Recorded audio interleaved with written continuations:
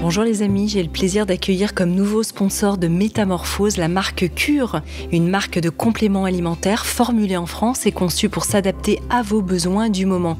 Que vous soyez stressé, fatigué ou simplement excité par la rentrée, Cure a forcément la solution qu'il vous faut. Si par exemple la rentrée est une source d'anxiété pour vous, Cure saura vous accompagner pour vivre cette période en toute sérénité grâce à la synergie des plantes adaptogènes comme la rhodiola et des minéraux essentiels comme le magnésium. Cure allie la qualité et efficacité pour votre plus grand bien.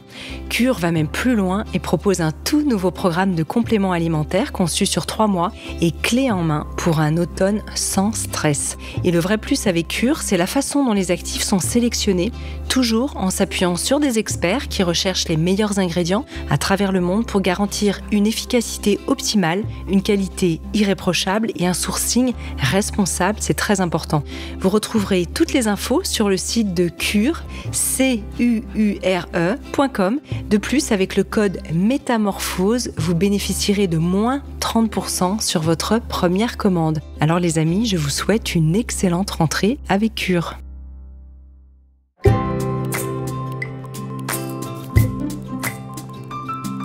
Bienvenue dans la série Métamorphose à table avec Odile.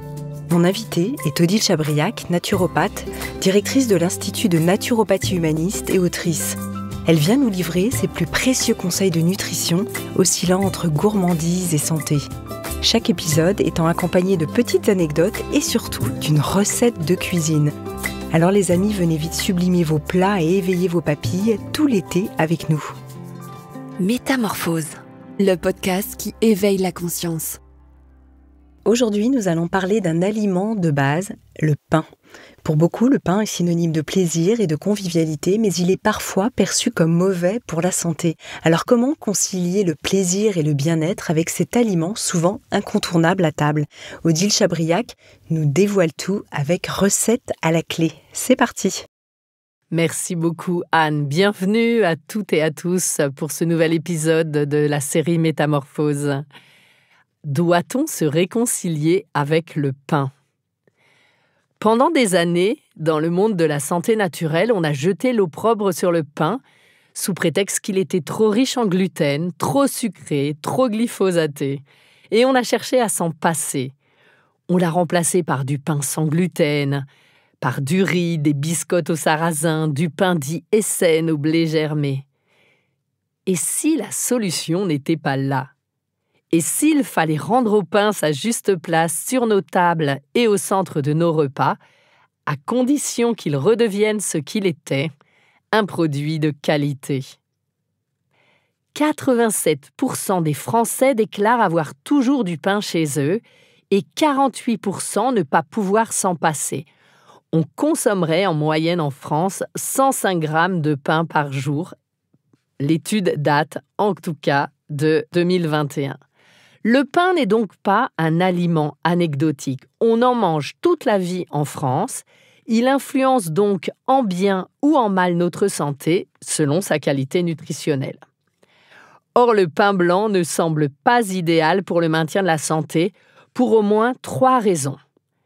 D'abord, son amidon est trop vite digéré.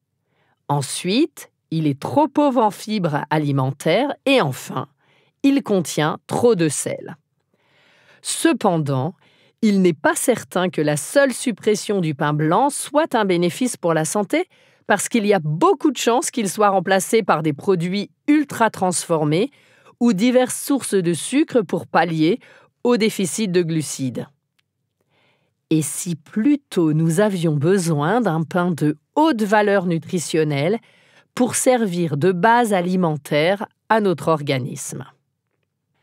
Lorsque l'on parle du pain, on parle avant tout du blé. Or, aujourd'hui, le blé a été tellement hybridé qu'il ne ressemble à plus rien de connu pour notre organisme. Première chose concernant le pain, il faut donc avant tout acheter du pain fait à partir de blé ancien, ce qui est déjà une gageure. Dans un grain de blé, les minéraux et autres vitamines se trouvent dans l'enveloppe du grain. En l'enlevant, On ne garde finalement qu'un quart des vitamines et des minéraux initialement présents. D'un point de vue nutritionnel, les pains complets apportent donc plus de fibres, de minéraux et dans certains cas de vitamines que les pains à la farine raffinée. Par rapport aux pains blancs, leur consommation régulière est associée à un risque plus faible de troubles intestinaux, d'infarctus et de multiples cancers. De plus, les fibres réduisent la sensation de faim. Mais si le pain n'est pas bio, consommer son enveloppe bourrée de produits phytosanitaires est aussi un non-sens. Le pain levé, avec de la levure de boulanger, se conserve moins longtemps que le pain au levain. Autre différence, le pain au levain digère l'acide phytique, un composé des céréales qui séquestre les minéraux, en particulier le zinc et le magnésium, et réduit leur absorption.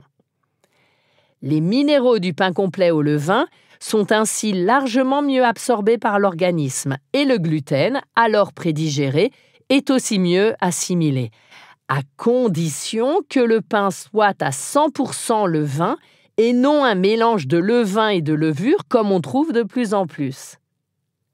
Résultat, il faut choisir du pain bio, complet, fait à partir de blé ancien et 100% levain. Certaines qualités de pain à l'ancienne se comportent comme des sucres lents. Ils n'élèvent pas brutalement le sucre dans le sang. Par comparaison au glucose, dont l'indice est de 100, on dit que ces pains ont un index glycémique modéré. Mais attention, 70 à 80% des pains du marché ont un index glycémique supérieur à 70, donc élevé. Ça veut dire que les élévations de la glycémie provoquées par leur consommation sont importantes. La consommation régulière et élevée de ces aliments est alors associée à un risque accru de diabète de type 2. C'est en particulier le cas de la baguette classique à la farine blanche que devraient éviter les personnes diabétiques, les personnes qui font de la résistance à l'insuline ou les personnes en surpoids. Et dans tous les cas, on devrait éviter d'en manger quotidiennement. Ce que j'essaye de vous montrer par là, c'est qu'il existe vraiment du pain et que ça peut être des choses absolument différentes.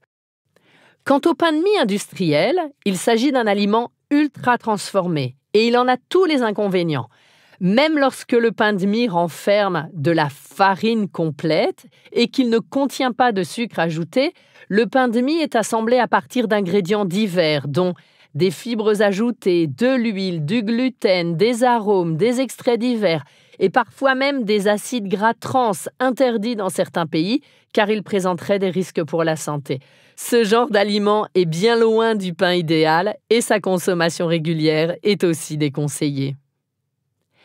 Notez que, confronté à la concurrence des supermarchés, le syndicat des boulangers a obtenu du législateur un décret dit « pain de tradition française » qui date de 1993 et qui fut à l'époque présenté comme révolutionnaire, mais qui se contente de faire le ménage sur les nombreux additifs autorisés dans la farine, tout en conservant d'autres éléments un peu discutables, comme la farine de sève, la farine de soja, des extraits de malt ou l'ajout de gluten.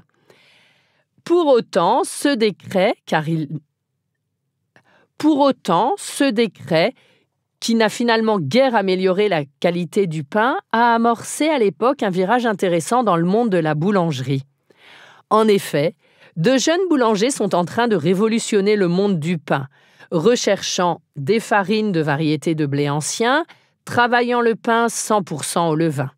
C'est par exemple le cas du pain Pane Vivo, un pain que vous pouvez vous faire livrer partout en France. Hyper digeste, moins acide qu'un pain à la levure ou qu'un pain fait avec un mix levain-levure, comme on trouve de plus en plus pour mieux nous duper, ce pain se congèle facilement et garde toutes ses propriétés nutritionnelles malgré tout. Je m'interroge néanmoins sur la pertinence de se faire livrer son pain chez soi d'un point de vue sociologique. Il me paraît plus intéressant de soutenir les boulangers présents sur notre territoire et de les questionner sur leur mode de fabrication de leur pain. Si le pain est de bonne qualité, il pourra retrouver une place intéressante sur nos tables et être consommé régulièrement. Pourquoi ? Le nutritionniste et chercheur Christian Rémézy, auteur de Sauvons le pain, possède un avis original. Selon lui, nous aurions besoin d'une base alimentaire stable, le pain, afin de pouvoir parallèlement assouvir notre besoin de diversité alimentaire. Le pain fournit ainsi en permanence une partie du glucose et des fibres alimentaires dont nous avons besoin, et la régularité de ces apports stabilise notre métabolisme et surtout notre microbiote intestinal. La stabilité de ce microbiote est essentielle et nécessite un apport régulier des mêmes sources de fibres alimentaires.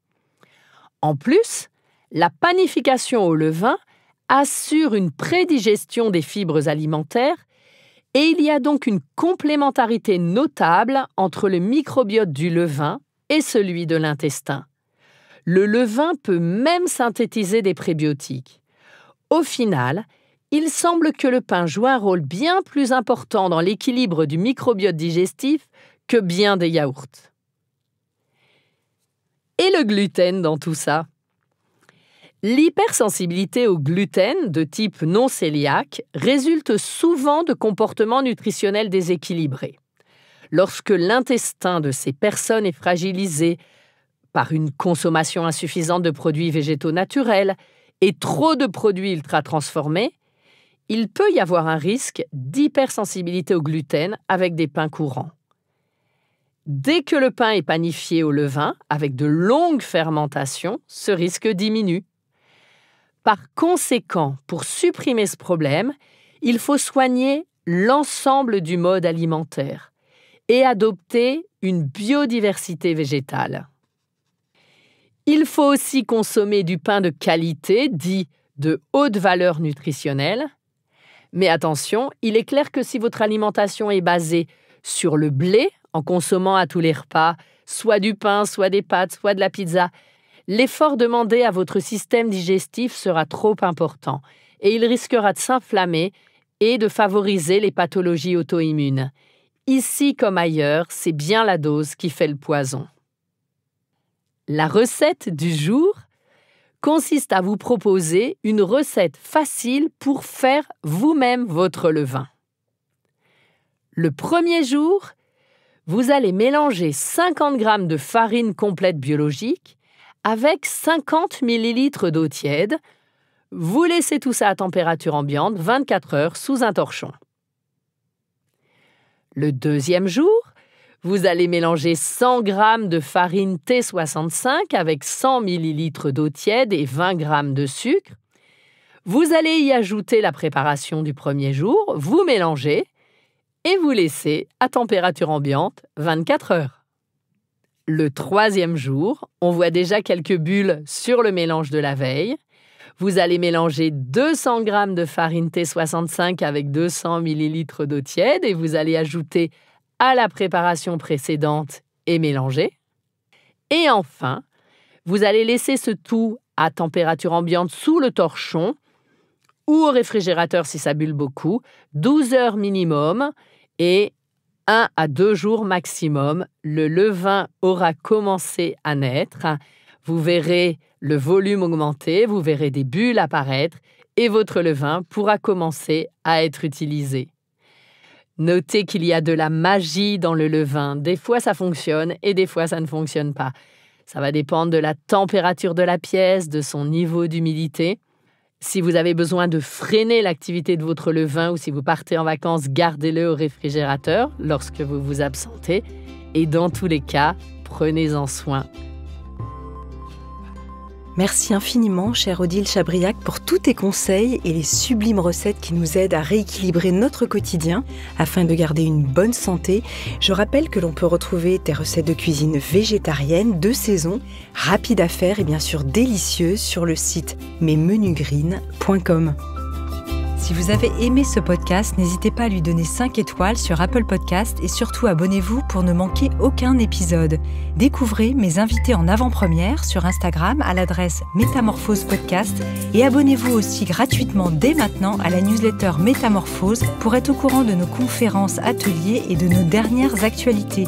Pour ça, rendez-vous sur notre nouveau site www.métamorphosepodcast.com. Métamorphose, le podcast qui éveille la conscience. Tous les lundis et jeudis dès 7h.